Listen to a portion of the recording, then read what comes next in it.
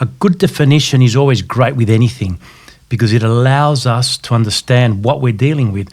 So most of us have a fair idea of the physiological aspects of the human being, of course, even though most of us have not studied medicine or biology or anatomy. We have a faint idea if we hurt ourselves what to do and so forth, how long things take. We tend to grow up knowing these things and learning from others.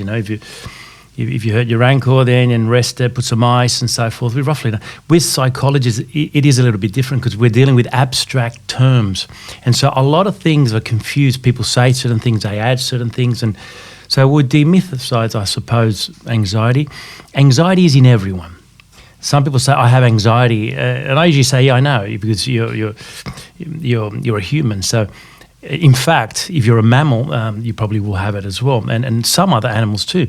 It allows us to react to the world. So it's a little bit like anger or laughter. It's there, and it'll come out when needed or when it's appropriate, possibly, of course.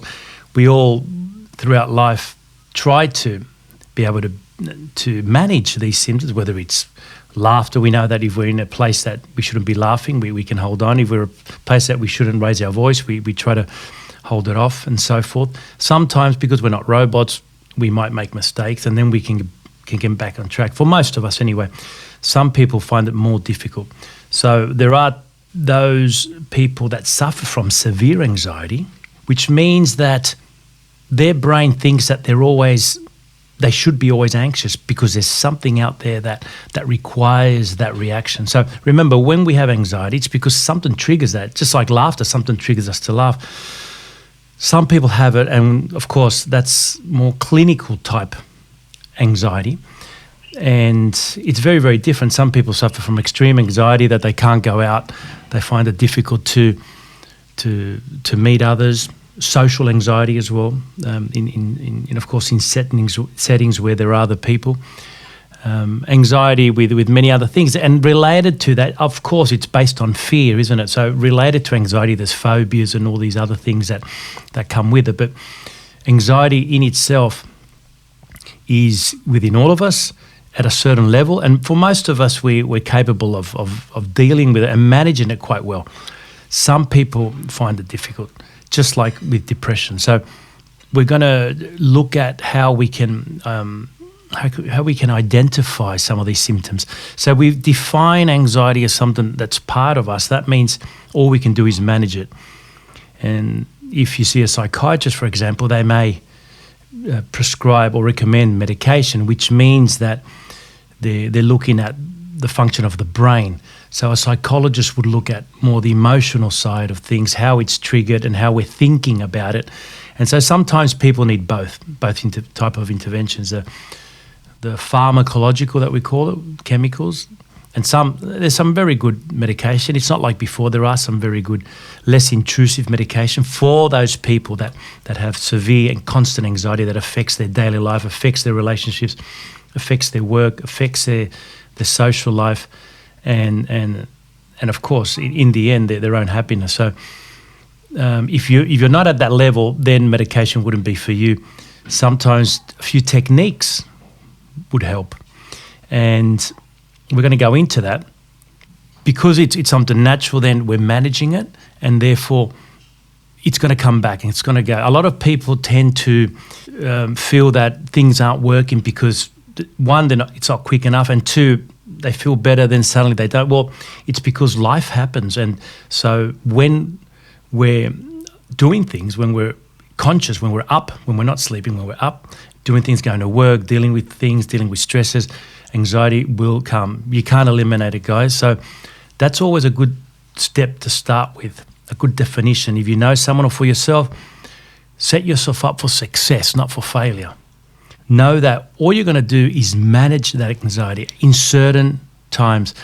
And with that definition, then it gives us a little bit more realism on how we're going to deal with it, and also become patient, knowing that it's going to take a little bit of time.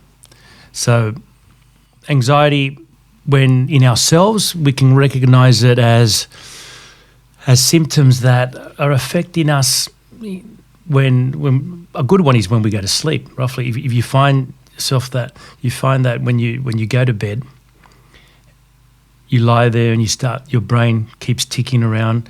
A lot of people that happens to. A lot of people don't. They're quite capable of sleeping very, very quickly, and of course sometimes that changes. We're talking in general. If you find that you're that type of person or know someone like that, it probably means that they are a little bit anxious, and it may not be related to anything specific. A lot of people tell me that there's nothing that's worrying them, but their brain can't shut down, and so. That's not a bad start because it's quite, in a way, quite basic form of anxiety. Our sleep, when we sleep, if you imagine if we were living in nature, in a state of nature, sleeping is when we're at our most vulnerable. So things have to be right to sleep for us to be able to get to sleep, know that we're safe, know that things are okay.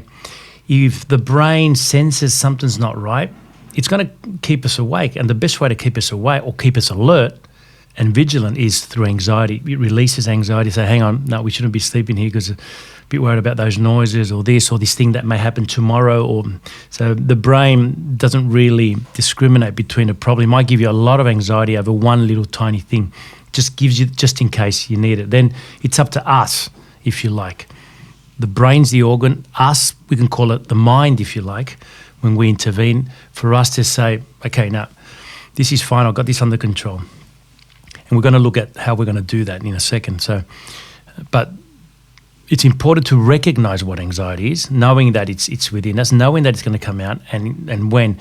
So through your sleep, that's a good one. You can ask someone too, if you know, if their sleep's been affected, they might fall asleep and wake up again. They might feel some heart palpitations. That's related. We call that panic attacks. The person feels that their heart, that they might feel that they're going to die. Some people feel that their heart's beating so fast that they're going to die and so forth. They can't breathe, shallow breathing. So the best thing for that is just really to get up and try to control your breathing and think positively, which we'll get into in a second. So your sleep during the day, you might find that with anxiety, if you are feeling a little bit of anxiety, it might affect also some of the domestic duties and more significantly some recreational activities that you do or were doing and stopped doing. Depression has that similar effect as well. So some people might say to me, well, I'm not depressed, I'm not sad about anything. So it probably is anxiety, and anxiety and depression tend to go together as well. If you think about it, if you're anxious, you don't sleep, or so if you don't sleep, or you've got to get up because your lack of sleep, you're less likely to have patience, and then you're less likely to do your exercises or make better choices with food and so forth, and that will cause you to be depressed because the next day you start again and so forth. You feel like you're in that cycle. So they are related, both of them, and anxiety can lead to depression. So that's something that we need to differentiate. And then during the day, if you find that you stop doing some of the activities that you liked in the past, some hobbies, that could be a sign that you're a little bit anxious, that you can't focus as well. If you find that you start reading and you forget what you're reading about, some people have that anyway. I mean, that's happened to me since I was as a kid. I've always found it difficult to read for a long time, so I always had to break things up in little chunks. And when I study or when I write, I break it up in very, very small chunks because I know that after a certain amount of time, and short time, some people are capable of concentrating a fair bit. So you know your limits and you just work around that. There's no issue. You can still get things done. You just break it up, have a rest, break it up. So if you can't focus, then that's fine. The important thing with anxiety is that it becomes circular. So you start worrying about that you can't do something, or worrying about the worrying and so forth. So that's how the most important thing is to set yourself up for success, to know, okay, this is my limitations. I'm going to have anxiety sometimes, and that's fine. And if I do, this is what I'm going to do, right? So that's how you identify it, so forth. And now what's very important is how we're going to treat this. There's various ways. if we leave medication aside, because we're not talking about that today, and we're just looking at lifestyle, then there's a lot that we can do in order to improve our sleep, improve our focus, and start getting back into some of the things we were doing before. Now, before we go into that, just make sure that if you're feeling that some of these things you identify with, there is also stress. So stress is very similar. And if you want, we can define it more as something that's happening out there. So I'm stressed out over this bill that I can't pay and they're going to cut off my light. Well, that's stress. Yeah, you might become anxious over it, but it's really, there's a direct threat, if you like, and that's going to cause you stress. And it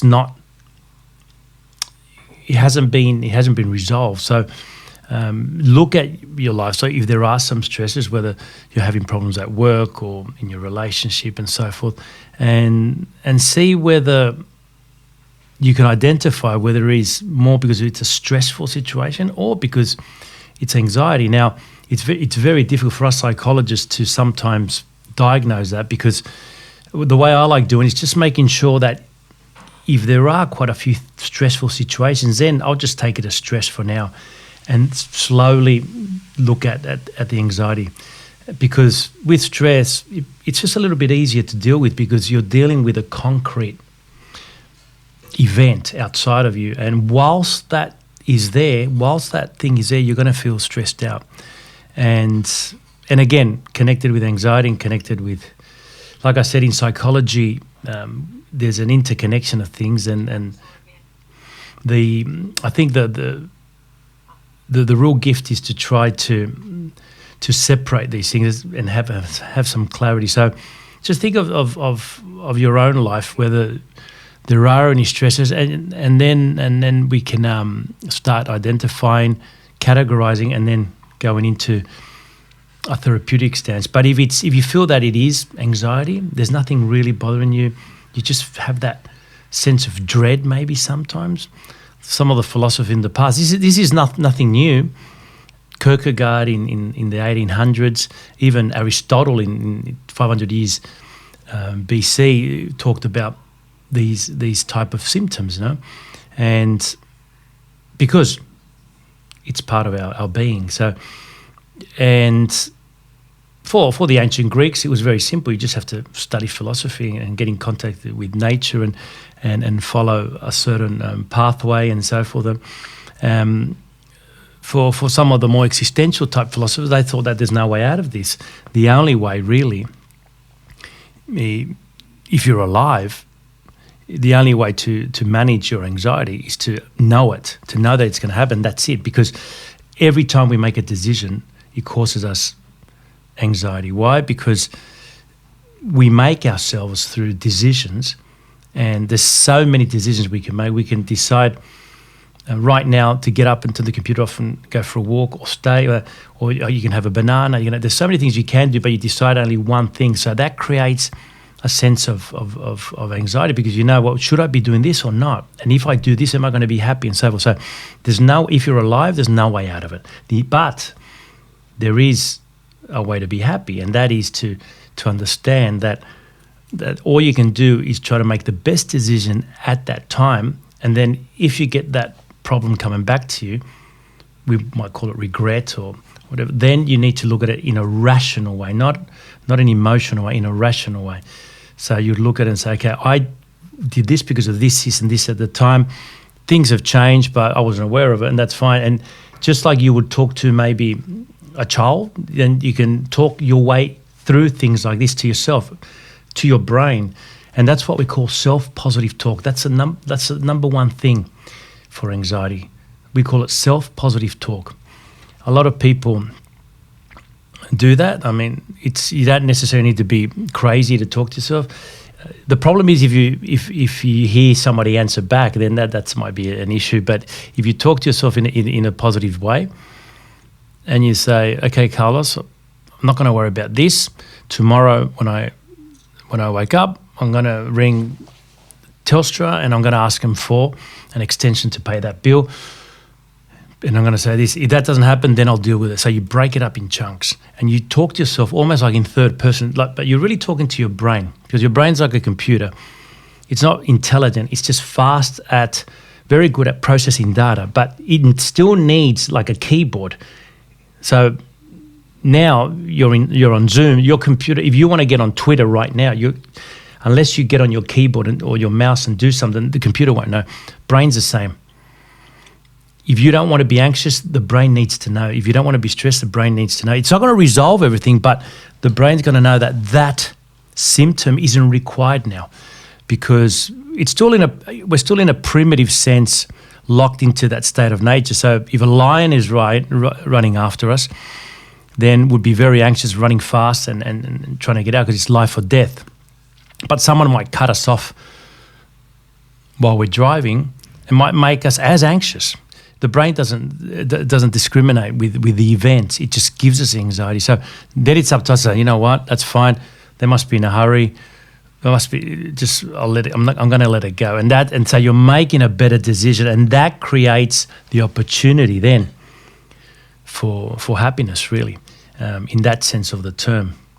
So self-positive talk, that's the number one thing. If you can introduce that into your day, you can have a little bit of, when things are needed to be done on it, you say, okay, I'm going to do this. You may be reflecting almost, but out loud, because our thinking is what creates anxiety. We know that now, 100%. So if there's no thinking, there's no emotion, there's no anxiety, no anger, or whatever, any other one. So thinking causes emotion. Emotion causes behavior. It's scientifically proven. We've done tests. So that's why we focus on the thinking. If you change the thinking, you literally change your life, because you've got the first thing. So positive thinking is very important, and the best way to think positively is to talk to yourself out loud, because when you talk, you override your thinking in a way. Your brain picks up what you're saying, not what you're... So I might be thinking green, but saying the word red to myself, and my brain's going to identify that a little bit better.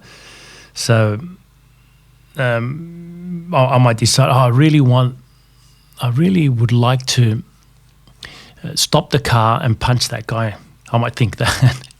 But if I say to myself, as I'm thinking that, it's all good, we can stick to the plan, stay in the car, it's not worth it, keep going, and you give yourself an order, then the brain goes, okay, everything's good, we don't need this anxiety or anger or whatever it may be. So your thinking is overridden by self-positive talk. So that's number one. And I've gone into it a fair bit today, because if you don't get that right, it's very hard to then... It's a bit like a mathematical formula.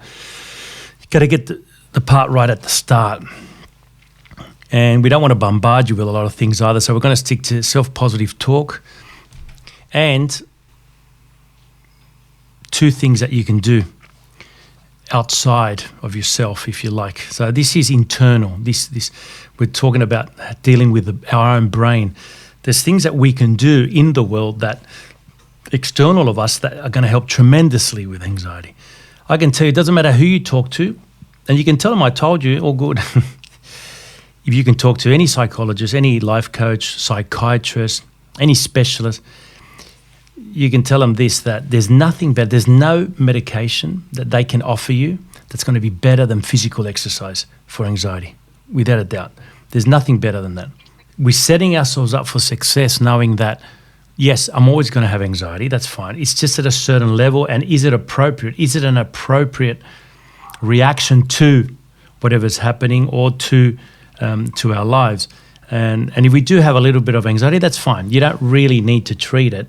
It's going to come and go, and it's based on basically on being alive. And whenever you got to make decisions, it does cause a little bit of anxiety. So physical exercise is good because you release the anxiety before it comes out. So if you can do something regularly, and it's about regularity, it's not about how much you do. If you do 20 minutes a day, that's wonderful. But if you do it daily, that's going to help you tremendously, because of the physiological aspect of it, of course, but also because of the routine that you're setting up for yourself. So if you have a good routine, you feel like you're more in control of your life, because you know what time you're going to get up, you know what time you're going to go to bed, roughly the two things to start off with. Then you're roughly going to know what days you're going to go to work, what days you're going to be at home.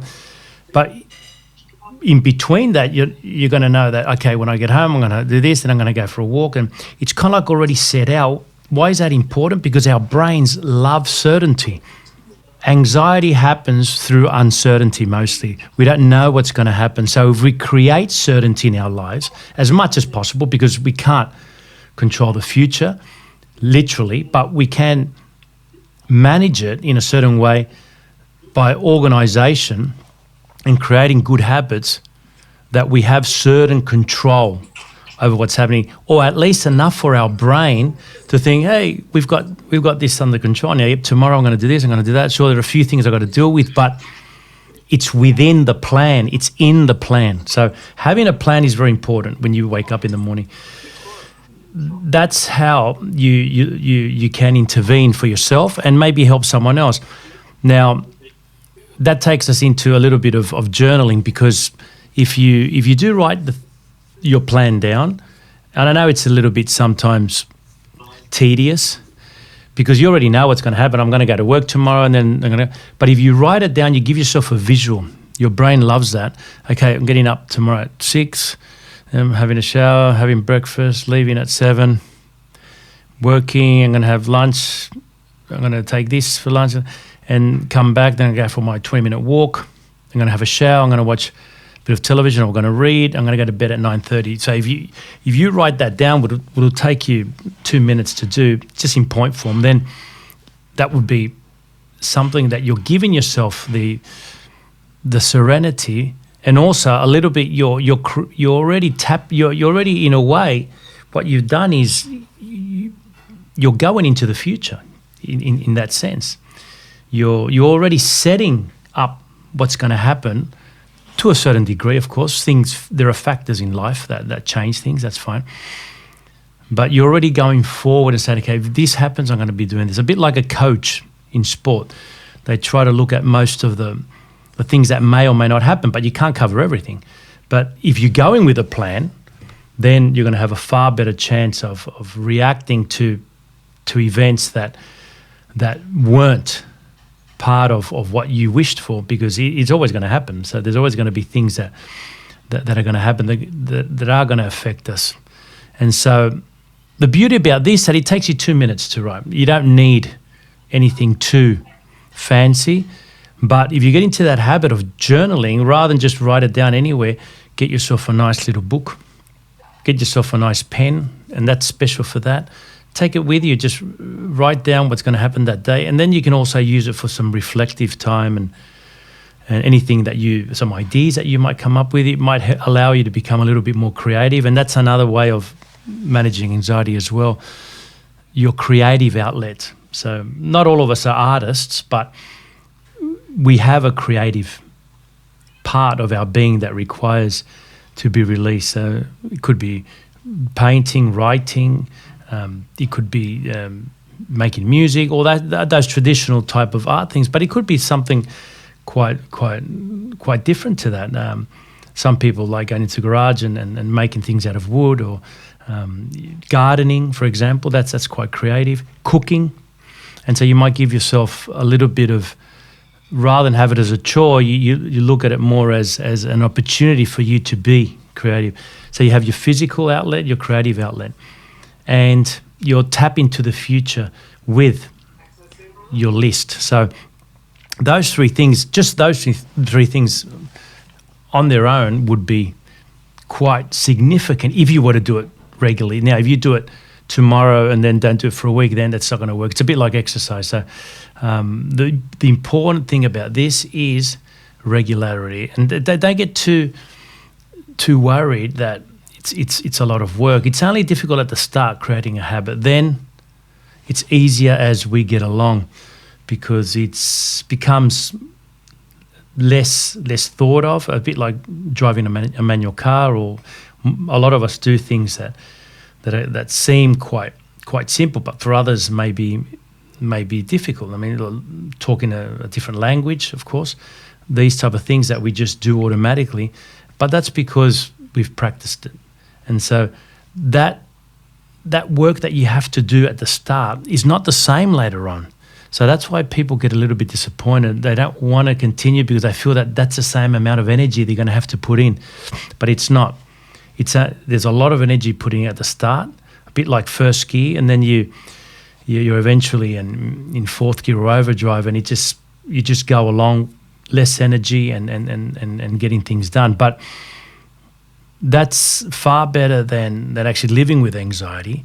And not only that, it allows you an opportunity to have a bit more time for yourself, because once you're organised, that's going to help as well. You might have all heard people say that if you want to organise your internal world, organise your external world first. So I agree with that to a certain extent. So that's another thing you can do. Get your bedroom clean, your office clean, your paperwork nice and organised, because you walk into your office or your home or your bedroom, whatever it may be, and if things are a little bit unorganised, we feel it. It's one of those things. So that causes a great deal of anxiety. But if things are relatively where they should be, you do a clean out, you throw things that you don't need, very important in life. Travel lightly, my friends, and that's going to allow you a better opportunity to feel less anxious.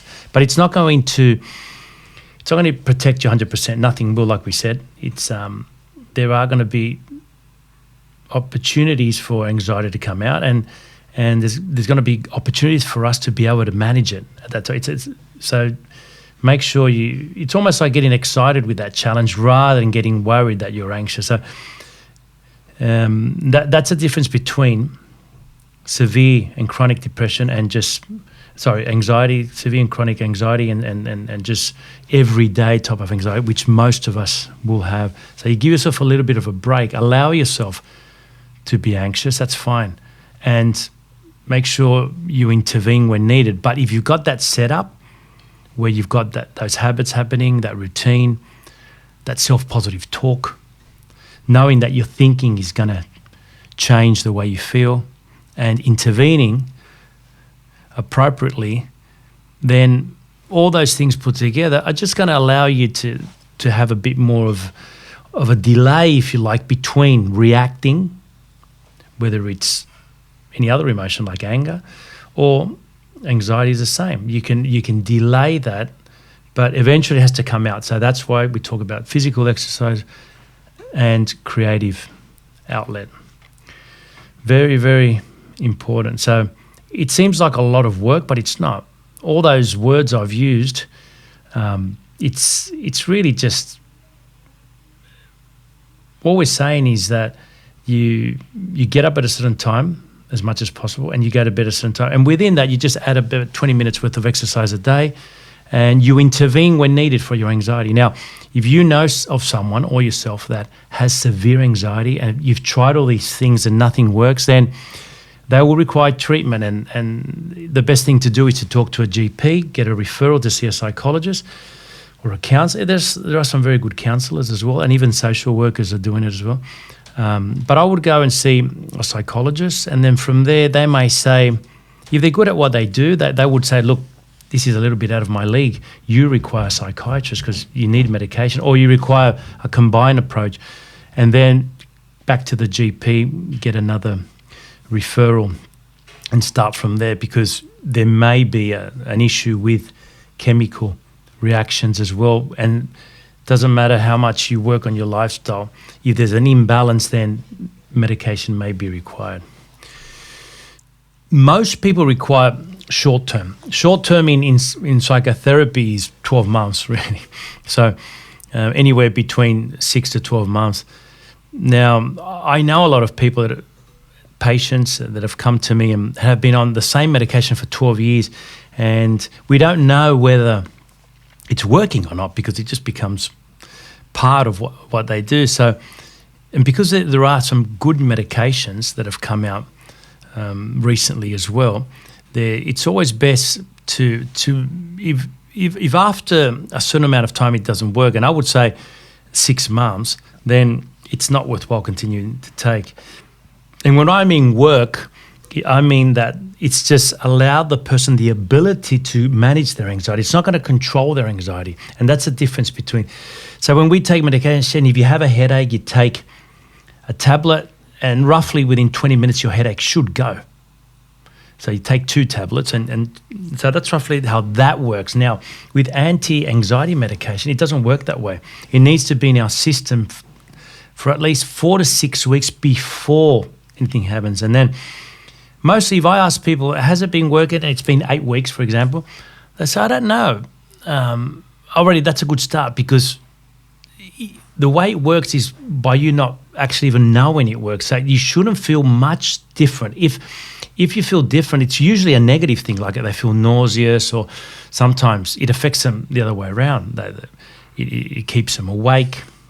Because remember, the chemical of the brains are very different. And that's why, for example, recreational drugs and all these other things that people buy that aren't prescribed are very dangerous because it works very, very different to with a lot of people. So the best thing is to start with a low dosage, work up to about to the main dosage within about 4 to 6 weeks. Then wait another 4 to 6 weeks. That's 3 months, and see how we go. Now, if that person's saying, "Oh yeah, are you functioning?" Yeah, well, I'm getting up. I'm going to work. But I'm still feeling. But that's fine. That's roughly how it's going to work. Now we need the lifestyle. Now, okay, let's do some exercise. Let's do the self-positive talk, and that's going to create that's going to give you the rest that's required. But there's no medication that will resolve the whole thing. So I would say 12 months is about right, and then fade off it again. Maybe it takes 3 months to fade off. So you're looking at the worst case scenario, maybe 18 months before you be on it and fade off. Yeah. Yeah, children. You mean roughly like under 12. And teenagers, it does to a certain extent because obviously we all have the same makeup. Like I said earlier on, for those that weren't here, everyone has anxiety. All humans do. As a matter of fact, most mammals do, and other animals too. You know, we can sense it. We've done studies, and so because it's within us, then children are the same. So. Now, the problem with children is that sometimes they find it difficult to tell you what they're feeling. So it's important for us to look at their symptoms and to know they may be anxious. But with children, obviously medication, only very, very severe cases, I would recommend that. And that would obviously be up to the psychiatrists themselves. Now, it's always good to get children starting young, doing good things and for themselves, having a good routine, getting up a certain time, doing a little bit of exercise. They may not understand why, or they may not want to do it because they prefer to do something else. But what we're teaching them is that a good balance in life is far better than not. So some kids are going to do one thing a lot more than other. You know, these days with gaming and technology and that, it's a little bit harder because a lot of kids are into that, and so.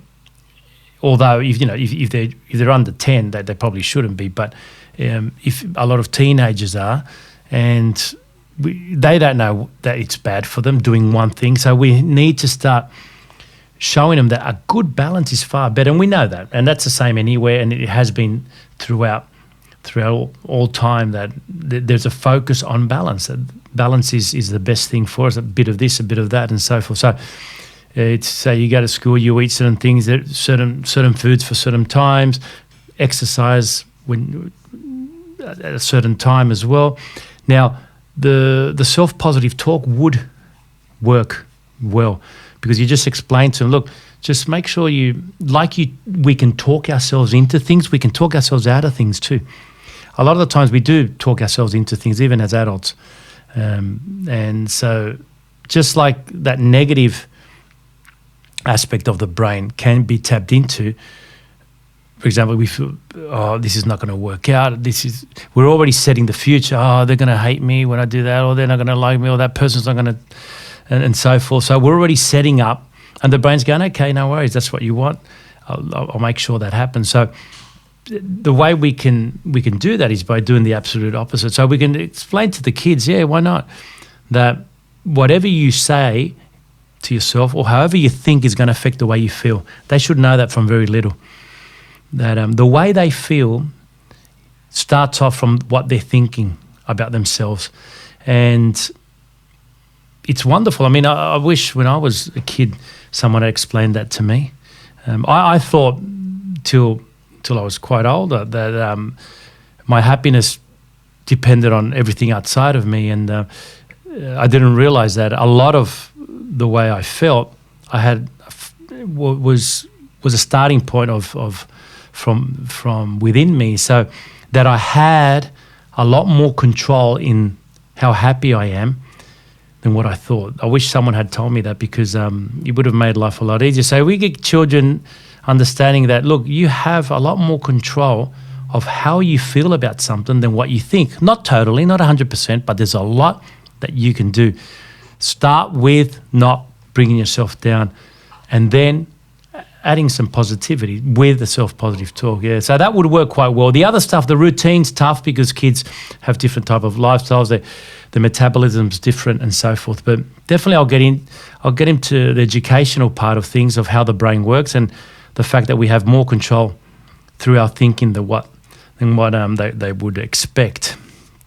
If they have a physical problem, then obviously we have to work around. I think we talked about earlier on with focus and how sometimes when we're not focused, it's a sign of anxiety. And I was saying about my own self that I always found it difficult to concentrate for long periods of time. So what I did is just break it up in little segments and little parts. So especially if I'm studying or doing something that needs to be finished, like a report.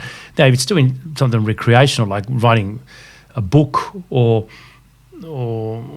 doing something for myself that doesn't require a deadline, then it doesn't really matter. But when something has a deadline and I know I need a certain amount of work to be done and I know I can't do it all in one go, then it has to be broken up. That's the only way, or else things don't get done. So with physical exercise, similar.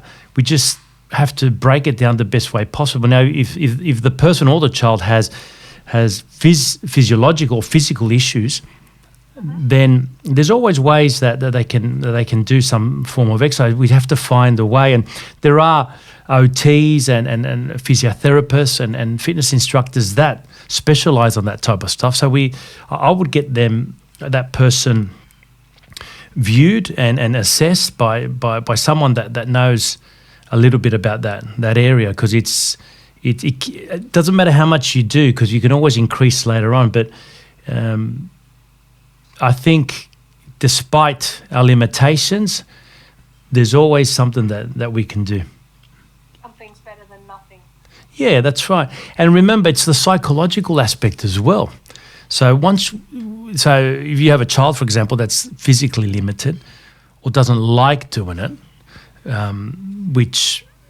or both, which is a problem. We know a lot of kids like that as well, and maybe some adults too. Then the physical aspect of it's easy actually, because once you do something, then the psychological aspect is a lot harder to try to lock that in. It's a mental attitude, isn't it? There's a guy that's running from Perth all the way to Bondi.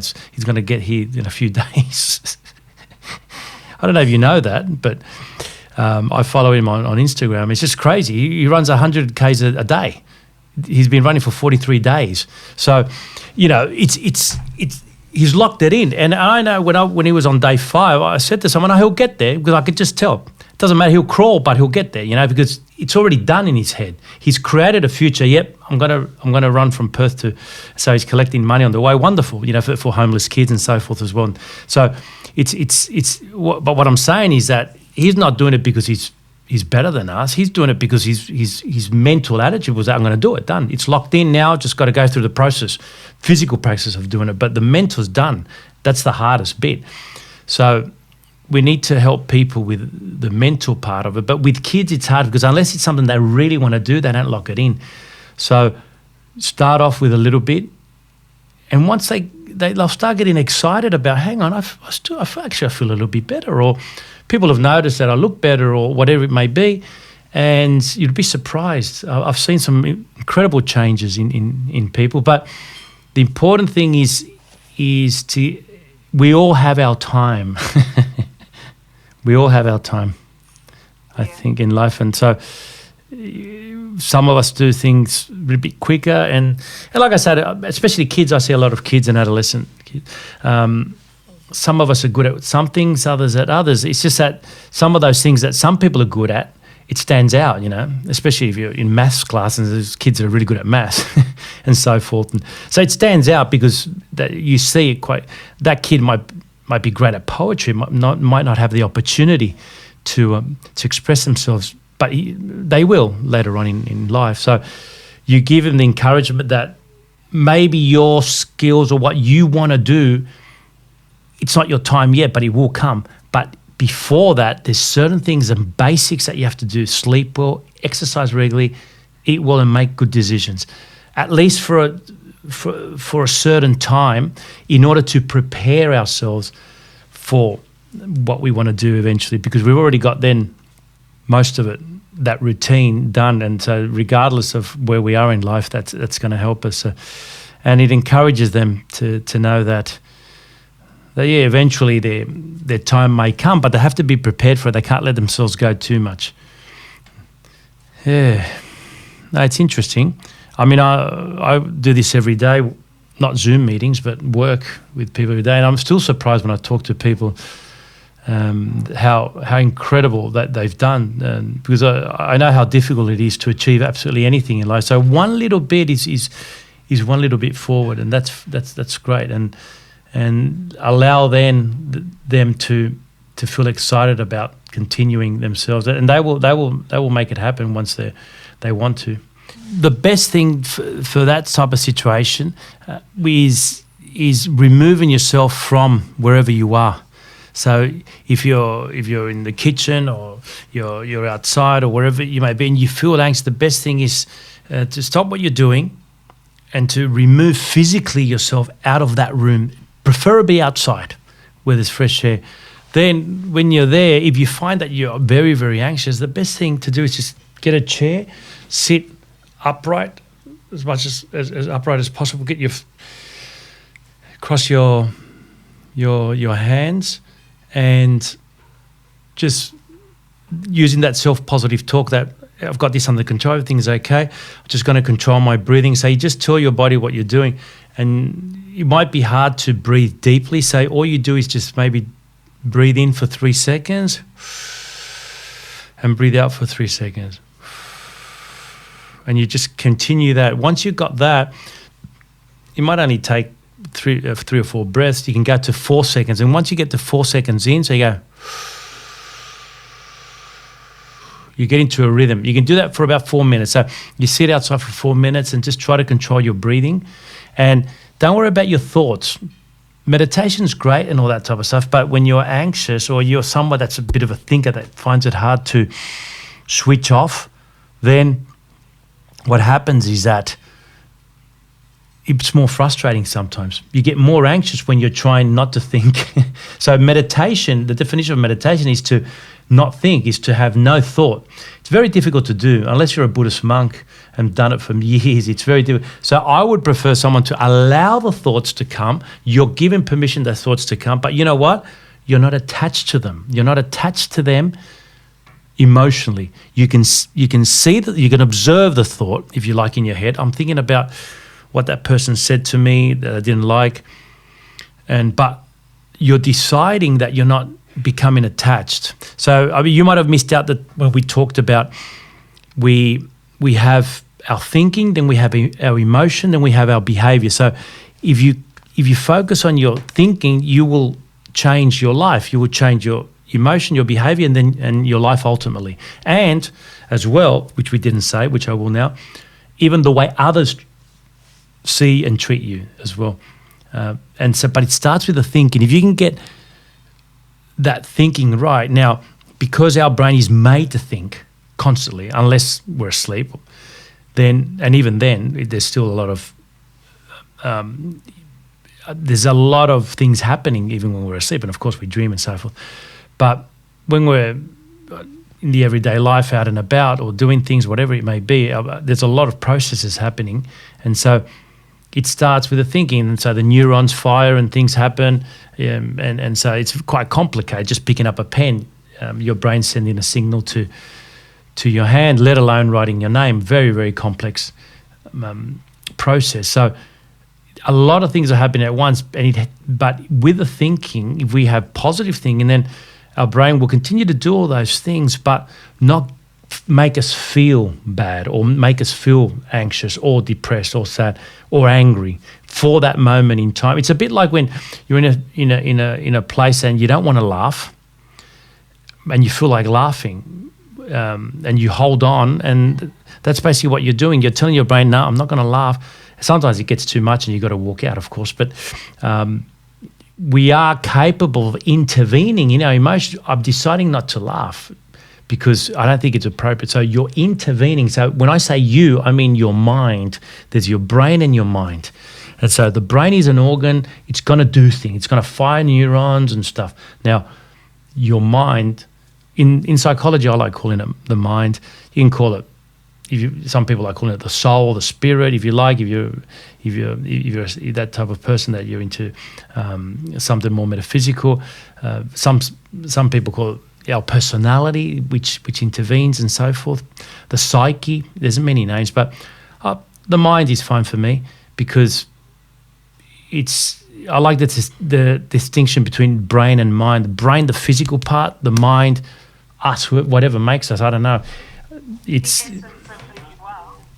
maybe the essence and so forth. It's that old philosophical question that no one's been able to answer, so I'm not going to in the next 2 minutes. But if you can have your mind, you making sure that you're always looking at your brain and say, yeah, brain, you do all this stuff, that's fine, but this is where it ends. I'm not going to get angry. I'm not going to get anxious. I'm not going to, in these certain times, I'm going to allow myself to do that, of course, because I'm human, but I'm going to have as much control as I can. And so you can do that through practice, but it takes practice. It's like learning how to kick a ball or learn a new language. You got to start from zero, and then that little bit adds, and then eventually if you practice it enough, you'll get better at it. And so and I think for us in the Western world, it's better to allow our thoughts to come in. So while you're there for 4 minutes, just allow your thoughts, but what you're doing is learning to detach yourself from the thought, and that's far better. You can have the thoughts, just decide not to feel bad about it or whatever it may be, or sometimes good about it, like we said, like you feel like you're not going to laugh, So all you're doing is you're intercepting the thought from the feeling. You're getting in between those two. I'm thinking this, but that's fine, yeah. And that's how actors do it. That's how, good acting is immersing yourself in that. Bad acting is when they're thinking something, but they're not really feeling it. And you can tell, they're just reading the script, So a good actor or method actor can allow themselves to immerse, just like in real life. So what we're doing, what you're doing is bad acting, basically. Try to disconnect, yeah. Sorry, someone said something? It's all in the mindset. Yeah, a lot of it is, a lot of it is in the mind. There are physical limitations and all these things, and we worry. There's what others do as well. It's like when you're driving. You can only take care of your own driving. Someone might make a mistake, and we've all been either in a situation where that's happened to us or close. That's been someone else's fault. So we can only do as much as we can do, of course. But what we're doing is just eliminating many other possibilities, and you're going in with a plan. So, yeah. It's one of those things that for those that weren't here, what we said at the start of this is that we're going to talk about a few myths about anxiety, and the big myth is that you can cure anxiety. There's no cure for it because, well, there is, but you won't be alive. So if you're alive, you're anxious. You're going to have some anxiety because you're reacting to other things, to the world, to your own thoughts and so forth. So it's part of our existence in a way. We did talk about that, about how the existentialists felt that there's no way out of that because every decision we make causes us a little bit of anxiety because we don't know if it's the right decision. And not only that, we're leaving aside so many other things. So by me deciding to study psychology, I left aside an infinite amount of other things I could have done. And is it the right thing? I think it was, but it's not always as clear cut. It's not. Someone might invite us to go to a party. Okay, I decided not to go. Oh, is that the right thing? And so forth. So every day, as we live, that might be much less significant, but they add up, and so that causes us anxiety. So the way we do it, not cure it, we manage it through a good routine, exercise, positive talk. Yep, that's basically it. Yeah, and then some people that require medication, that's a separate. Yeah, I think going back to what we talked about with Rhonda just before, I would say if you're there with them, of course, it's a bit like first aid, isn't it? You've got to. One is, I mean, if they're panicking, first things first, what are they panicking about? Maybe they're seeing something you don't. Maybe they're seeing a truck coming towards you or something, and so they're panicking and want to get out. So make sure that there's nothing that they're actually reacting to that you need to also react to as well. So that's the first thing I would be looking at. If there's nothing, which usually there isn't in these type of things, we're talking about psychology here, so it's usually all things that happen within our brain and mind. Then I would say to them, let's walk out. So you take that the next step that we talked about just now with Rhonda, taking them out of that physical environment, physically first. Preferably, you could go anywhere to another room, but preferably outside, and just maybe getting them to sit down and just say, look, just don't worry about your thoughts. Just let your thoughts come to your head. But what I want you to do is I want you to control your breathing. Just try to breathe in for 3 seconds with me. I'll count 1, 2, 3, and now I'll breathe out 3, 2, 1, 1. I'll do it with you. 2, 3, and then when they get that, you go to 4.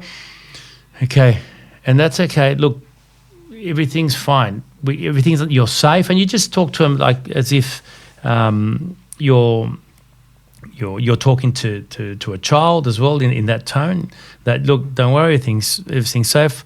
We'll talk about what's happening later. Let's just get your breathing under control and just focus on that. If any one of us were dropped in the middle of the Amazon tomorrow morning and left there, and as long as we have a few things to survive, we would probably if we get past the first week, we'll probably survive because we're made to survive.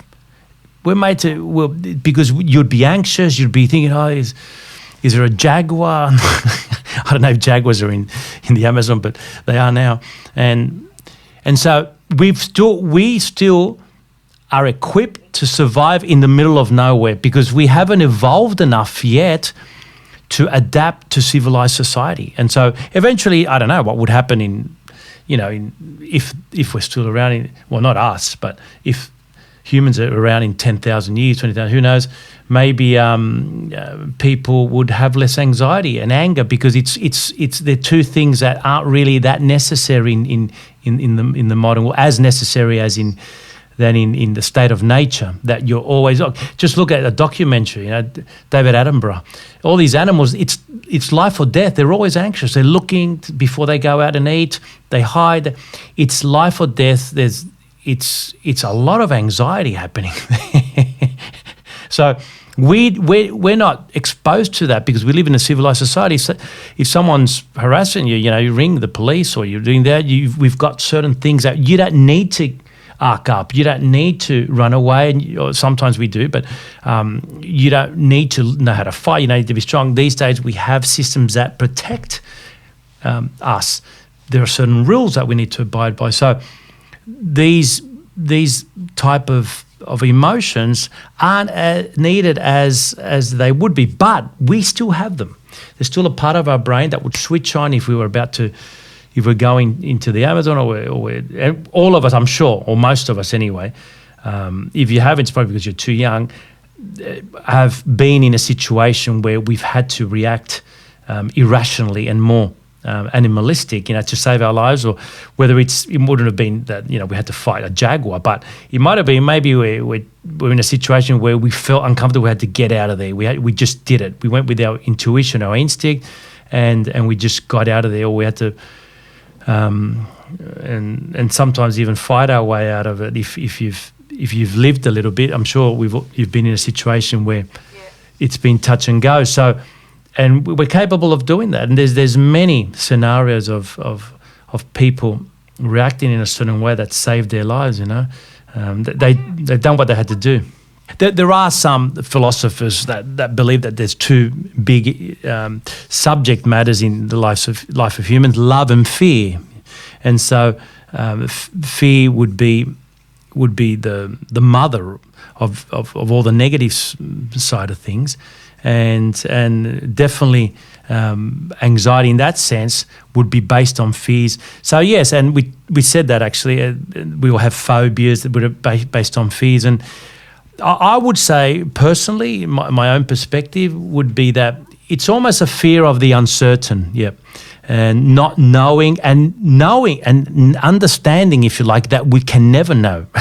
Doesn't matter how much we try. We live because the way we exist, we can never know the future. That's why if you've ever studied the laws of probability, either at school or wherever, there is no such thing as 100%. There's nothing that is 100%. Why? Because, and when I talk to young people too, I try to get them involved quite young in creating as much certainty as they can in their life. That's why a plan for tomorrow is wonderful. Start off with that. It's a good start because you're creating some certainty at least. And that's why, look, and uncertainty can be quite thrilling too. That's why we watch live sport. Are we going to win? And so, I mean, I don't know, there's many people that enjoy watching any game that they know the result already. It defeats the purpose. I don't like watching a movie twice because I like the twists and so forth. And so there is that mixture of fear when it's got to do with us as well, but also a little bit of excitement of what could happen. That's why we travel. That's why we backpack, and that's why we do certain things as well that seem to be irrational, maybe, but. And as we said before, we also have to take care of how other people behave in the world. So we only can control to a certain extent, but we have to predict as well, and not put ourselves in situations that are too difficult to get out of. And so enough adrenaline, but not so much that it can cost us big time. So yeah, that's life, I think. I mean, but definitely fear. I think fear of the uncertainty. 100%. Yeah, it depends. Some people just find it easier because of their personality, because of their own education. And so there's a lot of things that go into place. But all of us have the ability to at least start changing that to a certain extent. And why not? Why not do the best you can? And then leave it in the hands of the universe to see what happens, But that's part of being alive, my friends. I think just start off, don't be too harsh on yourself. Negative thought is part of the basis of the brain, so we all have it. It's just that some people are better at identifying and then overriding it. But negative thought is the basis of all our brains. That's where it starts. People that are positive work hard at it. But their brain is, the default setting is negative. Why? Because it makes us more conservative. That's all. We take less risks, less things. So we become more anxious, more vigilant, and so forth. And so we override that when we jump from a rock into the lake. Oh, I've got anxiety. Should I do it or not? Your brain's saying, nah, don't do it. You're mad. It doesn't understand fun. But then you do it. You convince your brain that it's great and you want to do it again. And so it's a little bit like that. The starting point is negative, but just make sure you know that. You're not going to change that. The best way to and I'll finish off with this, the best way to explain it's a bit like a garden, right? You take care of your garden, you plant stuff, you water it, you put all this stuff in it and sprays and stuff, and the weeds always come out, That's a default setting. The weeds are like the negative thoughts. They're the weeds of the mind. Doesn't matter what you do, they're going to come out and they thrive, whether it rains or it doesn't. And the other ones, you take care of them, and you've got to take care of them for them to survive. So they're the positive thoughts. Yeah, the weeds are going to come out because that's the way gardens work. That's how life happens. In weeds, they're made for that. They're made to come up, to pop up everywhere. That's the nature of a weed, So The nature of our brain is to be negative, because if we were in a state of nature, it would survive longer because we're more conservative. But because we're not, we have to teach our brain that we don't need it, and it's fine to take calculated risks.